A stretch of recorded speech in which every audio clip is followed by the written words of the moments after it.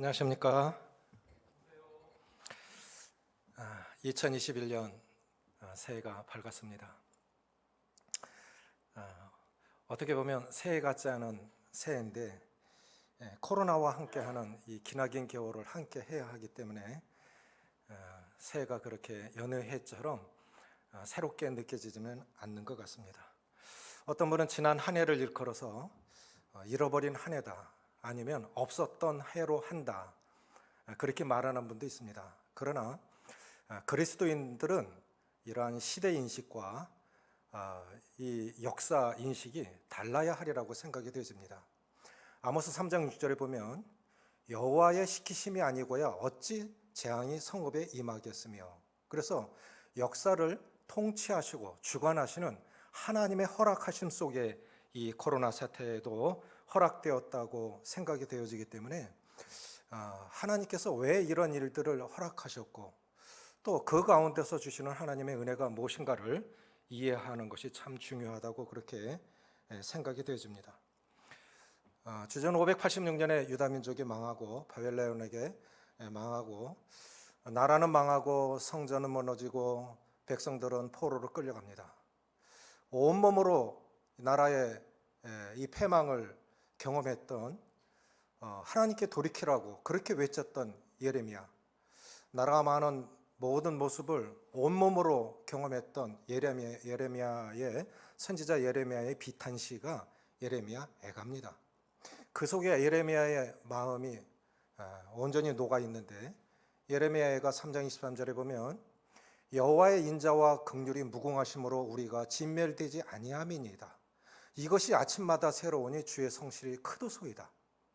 그 인자라고 하는 말은 유대인들은 이 헤세드라고 하는 단어를 참 중요하게 여겼는데 이것은 은혜, 사랑, 자비, 긍휼, 이런 포괄적 의미를 담고 있는 것이 헤세드입니다. 유대인들은 이 헤세드라고 하는 이 단어를 참 중요하게 여겼고 신약에서는 이것을 은혜와 은총으로 번역하고 있습니다. 우리 삶 속에서 은혜는 정말 중요하다고 생각이 되집니다. 그러면 그런 상황 속에서 예레미야가 느낀 은혜는 무엇일까요? 여호와의 인자와 그 헤세드, 그 은혜가 무엇일까요? 여호와의 인자와 긍휼이 무궁하심으로 우리가 진멸되지 아니함이니이다. 이 말씀을 다른 번역에서는 결코 중단되거나 실패할 수 없는 은혜라고 번역하고 있습니다. 저는 이것이 참 좋은 번역이라고 생각합니다. 결코 중단되거나 실패할 수 없는 은혜. 우리는 그렇게 은혜를 입은 자들입니다.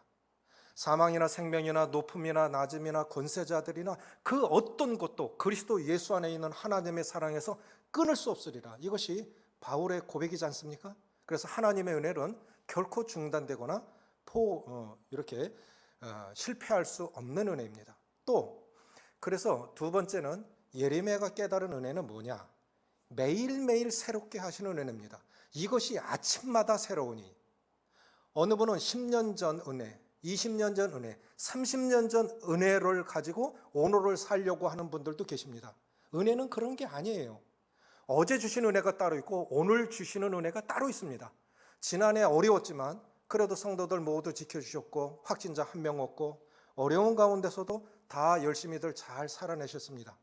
그래, 지난해에 주신 은혜가 있고 올 한 해 주실 새로운 은혜가 또 따로 있는 것입니다.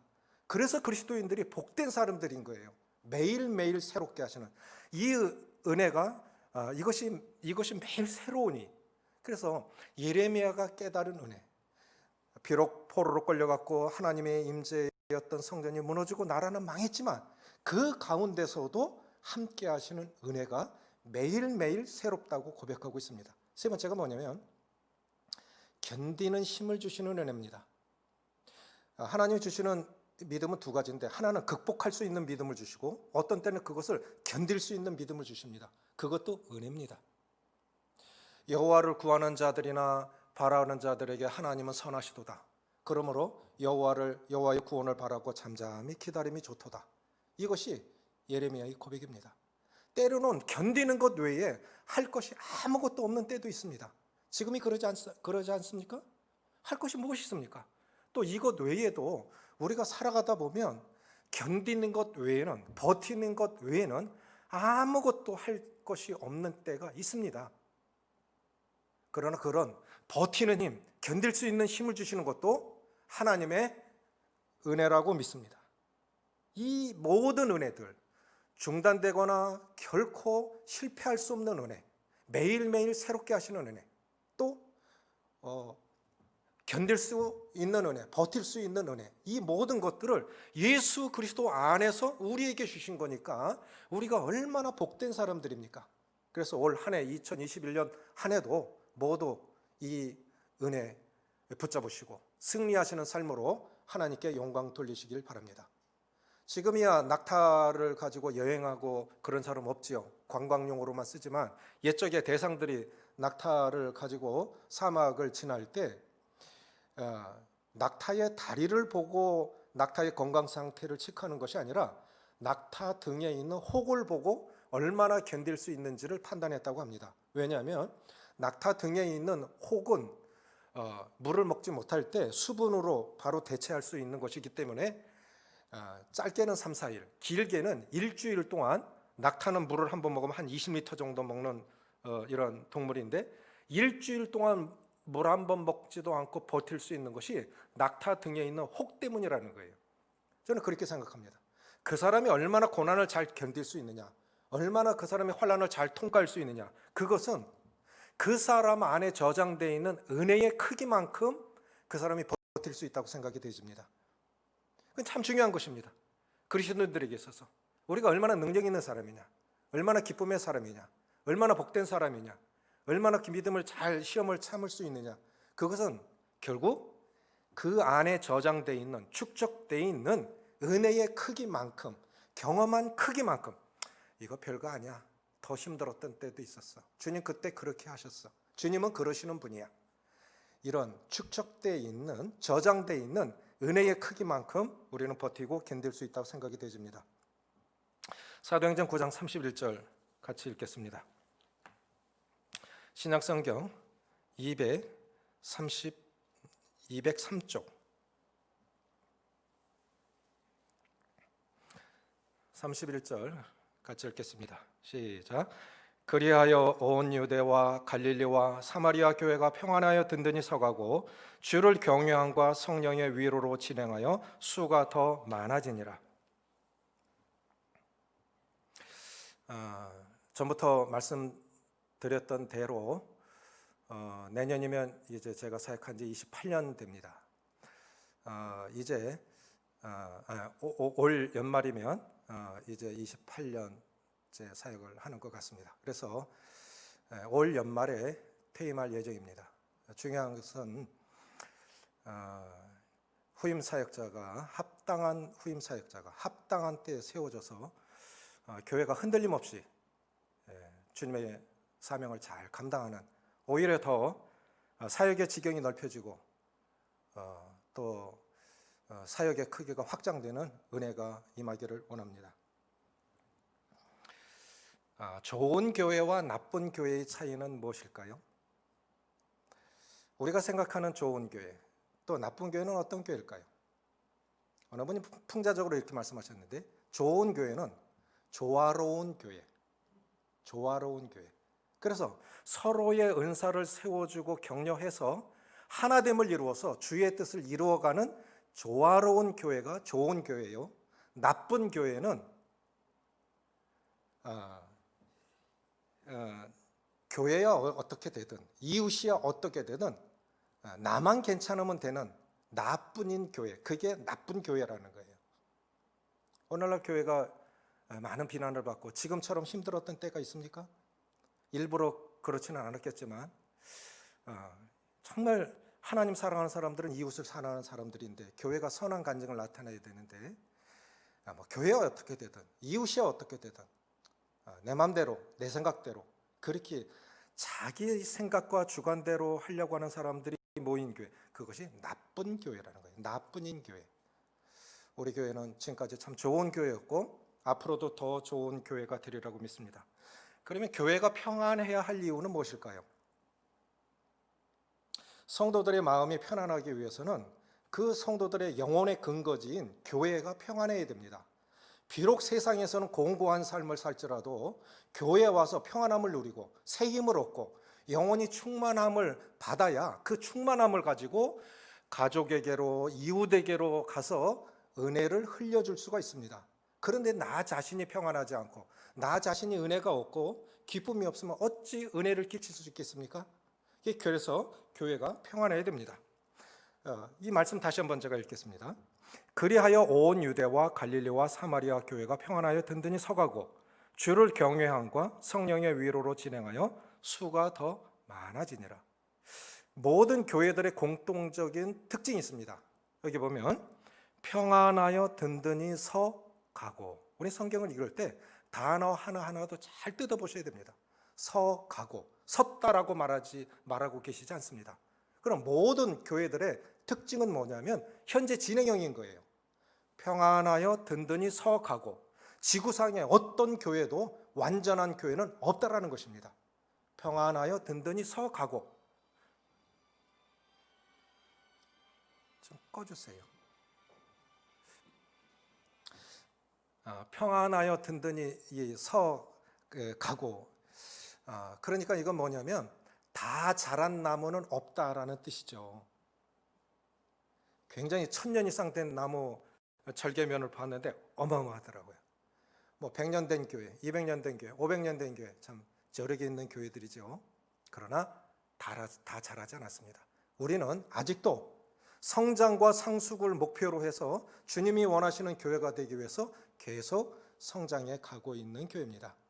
그러면 어떻게 하면 평안하여 든든히 서갈 수 있는 교회가 될 수 있을까요? 세 가지로 보고 싶습니다. 물론 이건 제 개인적인 분별입니다. 이 성경에서 말씀하시는, 여기서 단서가 되는, 중요한 단서가 되는 단어가 하나가 있는데 그것이 뭐냐면 그리하여라는 단어입니다. 그리하여. 옛날에 전설의 고향에 보면 그리하여, 그리고 뭐 잘 살았더라 이거 있죠. 지금 앞에 사건들로 인해서 지금은 이런 결과가 왔다, 이런 뜻입니다. 그래, 그리하여 이건 뭐냐면 앞에 사건들로 인해서 현재의 결과가 왔다는 뜻이에요. 그럼 앞에 어떤 일들이 있었느냐? 가장 가깝게는 사울의 회심이 있었습니다. 그 앞으로 쭉 가서 맨 앞으로 돌아가면 오순절 성령 강림이 있었습니다. 오순절 성령 강림 사건이 있은 후에 제자들이 성령의 충만함을 받아서 성령의 말하게 하심을 따라 담대하게 복음을 전했을 때 유대인들이 자기들이 못 박아 죽였던 예수가 바로 메시아라, 하나님께서 인류를 구원하시기 위해 보내신 구세주라는 사실을 알고 우리가 메시아를 못 박았어? 그래서 그들이 공개적으로 하나님 앞에 회개하고 세례를 받는 그것이 사도행전 2장입니다. 수많은 사람들이 매일매일 주님께로 돌아오니까 유대 종교 지도자들과 유대인들이 볼 때는 그게 배교자들인 거예요. 유대교 입장에서 보면 그리스도인들은 배교자입니다. 메시아를 인정하지 않으니까. 그러니까 교회를 핍박하고 박해하고, 그래서 스데반 사건 이후에, 스데반 순교 사건 이후에 예루살렘 교회에 큰 박해가 나서 사도회는 다 흩어집니다. 자, 가장 중요한 것은, 교회가 평안하기 위해서 가장 중요한 것은 리더십의 확립입니다. 지도자들은 어떤 경우에도 앞장설 수 있어야 됩니다. 지도자가 흔들리면 공동체는 평안하지 않아요. 그러나 아무리 어려워도 지도자가, 특별히 영적인 지도자들이 그 자리에서 분명한 목표를 향해서 꿋꿋하게 그 자리에서 그 목표를 향해 나갈 때 성도들은 그렇게 살아가는, 그렇게 또 믿음을 가지고 살아가는 인도자들을 보면서 주님을 따라갑니다. 이런 생각을 가져봅니다. 왜 사도들은 예루살렘 박해가 났을 때 사도회는 다 흩어졌는데 왜 사도들은 남았을까? 왜 사도들은 예루살렘에 남았을까? 저는 이렇게 생각해요. 그것이 지도자다. 그것이 지도자들은 아무리 어려워도, 어떤 어려움을 겪어도 앞장설 수 있어야 됩니다. 그것이 지도자입니다. 베드로는 3번 옥에 갇혔습니다. 그런데 이제 뭐 안전뱅이가 일어난 사건, 그리고 매일매일 영혼들을 구원받는 사건들이 일어나니까 제사장들과 유대 종교 지도자들이 사도들을 잡아다 가두고 때리고, 다시는 그 이름으로, 예수의 이름으로 말하지 못하게 하고 위협해서 다시 이제 풀어주죠. 그런데 사도들은 어떻게 합니까? 우리는 그 이름을 위하여 능력받는 일에 합당한 자로 여기심을 받았다. 그러니까 예수의 이름을 위해서 능력받는, 그건 당연한 거야. 예수 믿는 사람들은 예수님이 고난받으셨으니까, 그들은 아직 예수님을 모르니까 예수님을 핍박했다면 우리도 핍박할 거야. 우리는 그 이름을 위하여 능력받는 일에 합당한 자로 여기심을 기뻐하면서 공의 앞을 떠나니라.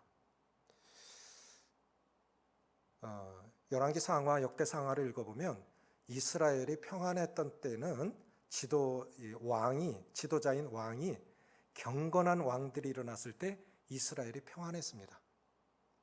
솔로몬이 사는 시대에 단에서부터 브엘세바까지 각기 포도나무와 각기 무화과 나무 아래서 안연히 살았더라. 그래서 결국 그 가족, 그 가정, 그 교회, 그 나라의 평안 여부는 지도자의 역량 여부에 달려 있는 것 같아요. 능력이 있고 없고는 차이가 있을 수 있지만 중심에 한 나라의 지도자가 국가와 민족을 살려고 하는 애쓰는 모습이 보일 때 국민들은 따라가게 돼 있어요. 교회도 마찬가지입니다. 가정도 마찬가지입니다. 그건 능력의 일부가 아닌 것 같아요. 얼마나 가족을 사랑하고 교회를 사랑하고 나라를 사랑하느냐, 이것이 결국은 다 느껴지고 알려지기 때문에 결국은 사도들이 그렇게 목숨 내놓고 복음 전하는 걸 살면서 죽을 수 있지, 죽을 수 있어, 어떤 고난도 당할 수 있어, 형제 자매들은 떠나라, 우리는 예루살렘 교회를 지키겠다. 결국 교회의 시발지는 예루살렘 교회입니다. 선교의 시작된 것은 안디옥 교회지만 교회의 시발지는 예루살렘 교회예요. 그러니까 예루살렘이 흔들리면 다른 교회들 다 흔들리는 거예요. 그럼 예루살렘 교회의 중심을 잡고 있는 사람들이 바로 영적인 지도자들, 사도들이었습니다. 죽을 각오가 되어 있는 거예요. 그럼 전날에 예수님 십자가에 달리시기 전에 다 도망갔던 그런 겁 많은 제자들이 어떻게 이렇게 담대한 대담한 사람들로 변할 수 있었을까요? 저는 그것을 사도행전 1장에서 보고 싶습니다. 이 지도자들이 분명한 지도력을 확립할 수 있는 것은 여기에 있다고 봅니다. 사도행전 1장에 보면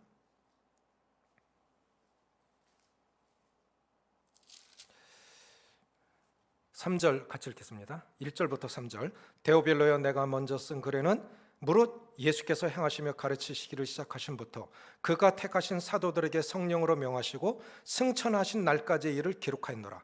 그가 고난 받으신 후에 또한 그들에게 확실한 많은 증거로 친히 살아계심을 나타내사 40일 동안 그들에게 보이시며 하나님 나라의 일을 말씀하시니라. 주님 부활하신 걸 확실하게 보고 분명한 사명을 받은 거예요. 하나님의 나라의 일, 주님께서 마지막으로 많은 증거들로, 그리고 말씀을 결론적으로 말씀하신 건 뭐냐면 하나님의 나라의 일을 하라. 하나님 나라라는 건 하나님의 통치가 미치는 영역. 북한도 공산국가지만 거기에 하나님 믿는 사람들이 있으면 그건 하나님의 나라입니다. 교회가 아무리 많아도 그 속에 거듭난 진정한 하나님을 하나님으로 인정하지 않는 그냥 종교인들이 있다면 그건 하나님의 나라가 아니죠. 하나님의 나라의 일을 말하니라. 지도자들 마음 가운데 이렇게 확실한 무엇을 위해서 살아야 하는 분명한 목표가 생긴 거예요. 그건 하나님의 나라. 그 결국 하나님의 나라가 이루어지기 위해서는 복음이 전해져야 되는 거죠. 중요한 것은 뭐냐면 사도들은 분명한 목표가 생긴 거예요. 주님을 봤어요. 부활하신 주님을 40일 동안이나 봤습니다. 그리고 마지막으로 당부하신 것이 하나님의 나라를 이루라. 세상 나라 가운데서 하나님의 나라를 이루라고 하는 그런 명을 받은 거예요. 이제 흔들리지 않아요. 주님을 위해서 죽을 수 있는 거예요. 주님 부활하신 모습을 봤으니까. 이 교회에 있어서 가장 중요한 것은 지도자들이 영적 그런 리더십을 확립하면 성도들은 흔들림 없이 주님을 따라갈 수 있으리라고 그렇게 생각이 되집니다. 바울도 보면 나의 달려갈 길과 주 예수께 받은 사명 곧 하나님의 은혜의 일을 전하는 일을 마치려 하면은 나의 생명을 조금도 귀한 것으로 여기지 아니하노라. 하나님의 영광과 복음이 사도 바울을 이끌었던 두 축입니다. 복음을 위해서 죽을 수 있어. 복음을 위해서 생을 드릴 수 있어. 그래서 사람이 그렇게 결단하지 못하는 거 다른 거 아니에요. 사명감이 없어요. 사명감이 없는 거예요. 그 사람이 그렇게 살 수 있는 거, 물론 다 전심사력하려는 것이 아니지만 그 사람이 그렇게 살아갈 수 있는 건요, 분명한 사명감이 생긴 거예요. 무엇을 위해서 살아갈 분명한 목표가 생긴 겁니다. 리더십이라고 했을 때 리더십을 이렇게 어느 분이 이렇게 정리를 하셨어요. 리더십이라는 것은 한 조직체에 끼치는 영향력으로서 그 단체로 하여금 목표에 도달하게 하는 과정을 의미한다. 맞지 않습니까? 한 조직에 끼치는 영향력으로서 그 단체로 하여금 목표에 도달하게 하는 과정을 의미합니다. 그러니까 지도자들은 계속해서 하나님의 거룩한 이 목표, 하나님의 나라를, 세상 나라 가운데서 하나님 나라를 이루는 것, 그러기 위해서는 복음을 전해야 되는 거죠. 그 전 성도들이 같은 목표를 가지고 나아갈 수 있도록 계속 격려하는 이 일을 하는 것이 지도자라고 그렇게 생각이 되어집니다. 어쨌든 지도자들이 흔들림 없이 아무리 어려워도 그 자리에서 교회를 이끈다면 교회는 평안 가운데 계속 하나님 뜻 가운데 쓰임받는 교회가 되리라고 믿습니다. 두 번째는 뭐냐면, 지도자만 잘해서 될까요? 절대로 그렇지 않습니다. 교회는 한두 사람에 의해서 되어지는 게 아닙니다. 조직과 단체는 한두 사람에 의해서 되어지는 게 아닙니다. 가장 중요한 게 지도력이지만 이것도 참 중요한 것입니다. 평안하여 든든히 서가고, 그러니까 그 앞에 사건으로 인해서 앞에 있었던 원인들로 인해서 지금 교회가 평안하여 든든히 서갔다는 거예요. 예루살렘과 갈릴리와. 그런데 참 이해가 되지 않는 거예요. 왜 갈릴리 교회가 나왔을까? 베드로와 시몬 베드로와 그의 형제 안드레, 세베대의 아들 야고보와 요한, 다 갈릴리 출신들이죠. 주님의 제자들 상당수가 갈릴리 출신들입니다. 그러면 이 사도들 외에 갈릴리 출신들이 구원받고 고향으로 돌아가서 복음을 전해서 갈릴리 교회도 생긴 것 같아요. 그래서 온 유대와 갈릴리 교회와 사마리아 교회가 평안하여 든든히 서가고, 평안하여 든든히, 교회가 평안하여 든든히 서갈 수 있었던 그 앞의 원인들이 뭐냐면, 지도자들이 아무리 위협적인 상황 속에서도 흔들림 없이 그 자리를 지켰다 하는 거예요. 두 번째는 뭐냐면, 사람을 세워주고 품을 수 있는 열린 마음들이 있었던 겁니다. 사도행전에서 가장 중요한 두 사건이 있습니다. 하나는 오순절 성령이 임한 성령 사건입니다. 두 번째는 뭐냐면 사울의 회심 사건입니다. 왜 사울의 회심 사건이 중요한 것일까요? 신약성경 27권 중 절반을 바울이 썼어요. 사도행전의 절반 이상은 이제 뒤로부터 가면은 다 바울 이야기입니다. 하나님께서 왕들과 임금들과 백성들을 위해서 택한 그릇이라, 하나님 그 사울을 쓰시려고 준비하신 거예요. 그런데 사울이 처음부터 이렇게 참 귀한 일꾼이 교회 앞에서 또 세상에서 쓰임 받을 수 있도록 한 원인들이 있습니다. 그 가장 중요한 사람들이 뭐냐면 아나니아와 바나바예요. 사울은 교회의 가장 위협적인 사람이었습니다. 성경에 보면 살기가 등등하여, 그래서 살기를 죽이려고 하는 그 의도를 말하는 거예요. 그러니까 예루살렘 교회만 아니라 다마스커까지, 이웃 나라까지 가서 예수 믿는 자들은 무조건 잡아다가 죽이려고 살기가 등등했던 그 사울이 교회의 가장 위협적인 존재였어요. 이런 사람이 있으면 교회가 평안할 수가 없습니다. 교회를 대적했던 사람들, 교회를 비난했던 사람, 비난하고 대적하고 막 교회에 어려움을 주던 사람이 돌아서서 적극적으로 헌신하는 사람들을 밖에 봐요. 교회는 굉장한 힘을 얻습니다. 이 사울이 예수 믿는 사람들을 잡아다 가두고 옷을 맡았던 자라, 내가 증인이야, 전 당연히 죽어야 돼, 이랬던 사람이, 예수 믿는 자들을 잡으러 갔던 사람이 오히려 예수 믿는 사람 편에 서서 복음을 대적했던 사람이 복음을 전하는 사람으로 바뀝니다. 그런데 이제 다메섹 도상에서 사울이 예수님을 만났죠. 그런데 너무 빛난 광채를 보았기 때문에 눈이 멀었어요. 기도하고 있는데, 식음을 전폐하고 기도하고 있는데 하나님께서 아나니아라는 사람을 쓰셔서 가서 사울에게 기도해서 눈을 뜨게 하라. 사울이 어떤 사람인지 다 알아요. 문화혁명 때, 중국의 문화혁명 때 중국이 공산화 되고 나서 모 대통령이 모든 종교를 인정한다. 기독교인들도 나와서 예배를 드리라. 그래서 그 말을 믿은 거예요. 다 나와서 예배를 드려요. 신상이 다 공개가 됐습니다. 다 죽인 거예요. 오히려 기독교인들을 색출해서 죽이려고 그렇게 거짓말을 한 거예요. 모든 종교를 인정한다. 다 나와서 예배를 드리라. 그래서 다 나왔어요. 공개돼서 다 죽인 거예요. 그렇다고 하면 그 시대에 성도들도 그런 마음 안 가졌을까요? 진짜 믿었을까? 진짜인가? 아무도 사울의 회심을 믿지 않고 사울을 의심하고 두려워하고 경계할 때 아나니아 마음 가운데도 그런 게 있는 것이죠. 그런데 자기 생각보다는, 자기 분별보다는, 자기 느낌보다는 말씀에 복종해서 갑니다. 그리고 최초로 사울이 예수님 믿고 나서 회심한 후에 사울을 형제로 불러준 최초의 사람이 아나니아입니다. 형제 사울아. 형제 사울아. 그래서 사울을 형제로 불러준 최초의 사람 아나니아. 그리고 이제 다메섹에서 복음을 막 전하기 시작하니까 유대인들이 배교자로 죽이려고 그래요. 광주리에 달아내려고. 그래서 아라비아로 갑니다. 3년 동안 그곳에 있다가 예루살렘에 와서 사도들을 사귀고 제자들을 사귀고자 하나 아무도 사울의 변화를 인정하지 않아요. 여전히 두려워하고 경계하고 의심합니다. 그랬을 때 바나바가 가서 어떻게 사울이 예수님을 믿었고 예수 믿은 즉시부터 어떻게 그가 예수님을 전하고 복음을 전했는지에서 자세히 말함으로 해서 예루살렘 교회 지도자들이 이제 바울을 인정하기 시작합니다. 그래서 쓰임받을 수 있었던 거예요. 저는 교회가 평안하여 든든히 서갈 수 있는 두 번째 중요한 원리, 열린 마음을 가져야 됩니다. 특별히 지도자들이. 그렇지 않으면 이것은 성경보다도 더 좁아져서 교회가 숨을 쉴 수가 없는 거예요. 이 사울이 어떻게 이렇게 위대한 사람으로 쓰임받을 수 있었을까요? 바나바 같은 사람이 있었기 때문이에요. 이건 굉장히 쉽지 않은 일입니다. 네가 그랬던 사람이잖아. 너 지난날 그렇게 살았었잖아. 네가 변하면 얼마나 변하겠나. 어떤 면에서요, 우리가 복음을 전하는 것도 구도자도 가려서 복음을 전하는 경우가 있어요. 하나님 앞에 참큰 회개할 일이라고 생각이 되죠.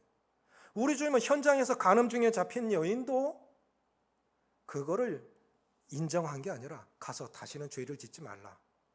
나도 너를 정죄하지 않으니 가서 다시는 죄를 짓지 말라. 유대인들 아주 뿌리 깊은 율법주의, 선민사상, 이것 때문에 하나님께서 예루살렘 교회를 선교 전초 기지로 쓰시지 않은 이유가 여기 있어요. 그들의 생각이 갇혀서 구원받는 것도 유대 방식으로 구원받아야 돼요. 구원받는 것도 그들의 방식대로, 그들의 기준대로 구원을 받아야 돼요. 사도행전 15장에 가면 너희가 할례를 받지 않으면 구원을 받지 못하리라. 이방인들에게 할례가 왜 필요해요?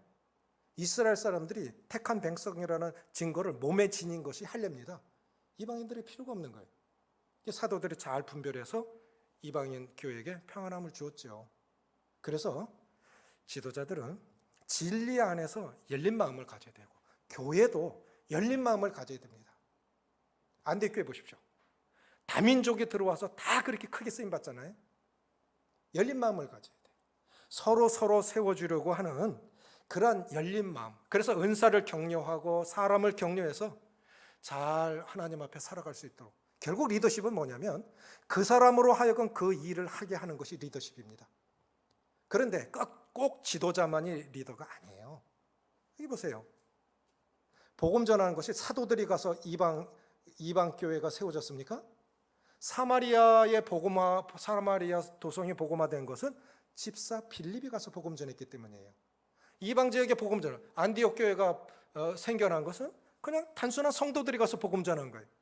복음을 전해도 유대인은 유대인에게만 전하는데 구브로 사람과 구레네 몇 사람이 가서 안디옥에 헬라인에게 최초로 이제 이방인에게 복음을 전한 거예요.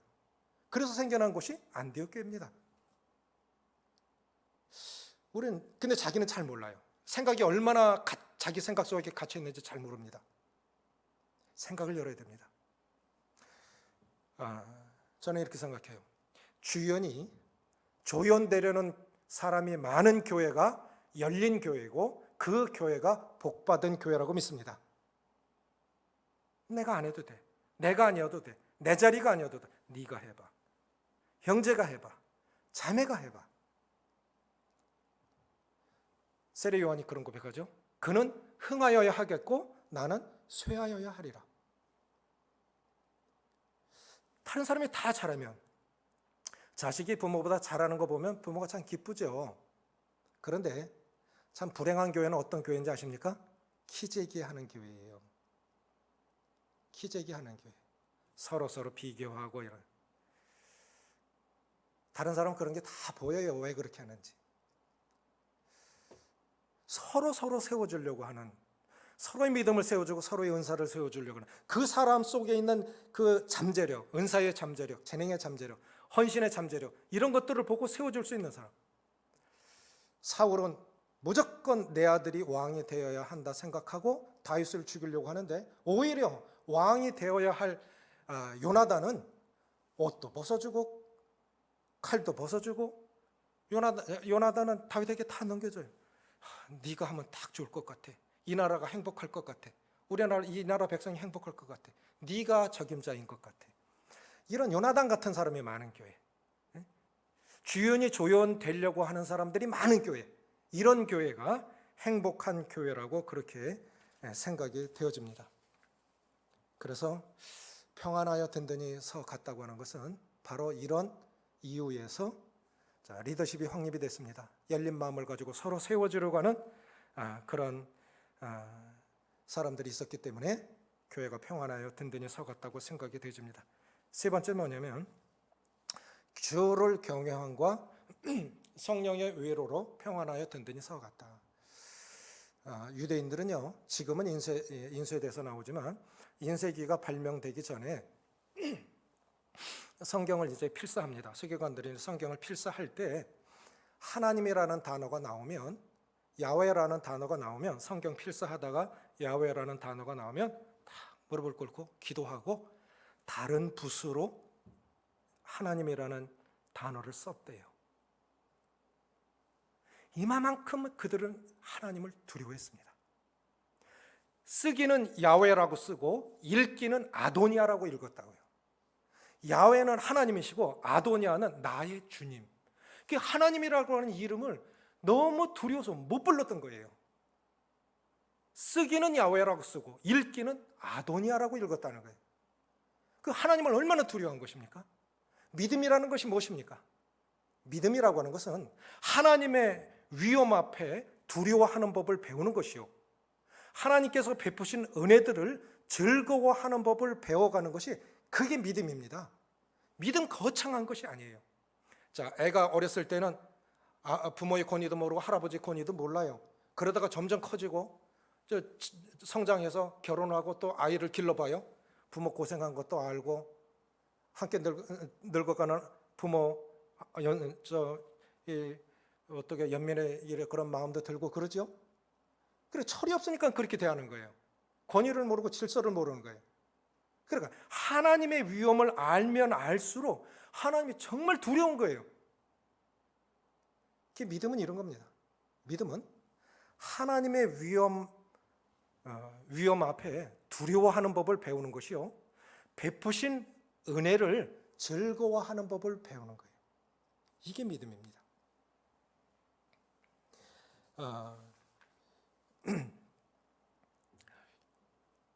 이런 생각을 해봤어요. 만약에 가인이 하나님의 위엄을 알았다면 아벨을 쳐 죽였을까? 하나님의 위엄을 알았다면, 나중에는 이제 죽을까 봐 겁을 내는데, 하나님의 위엄을 우리가 아무리 내 마음에 들지 않고 아무리 부족한 사람일지라도 저도 하나님이 사랑하시는 사람이라는 걸 인정하게 되면 우리 함부로 대하지 않아요. 함부로 말하지 않습니다.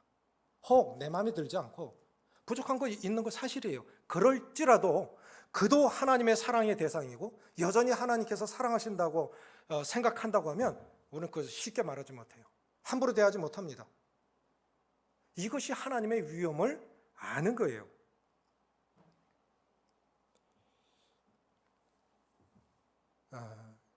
저는 이렇게 생각해요.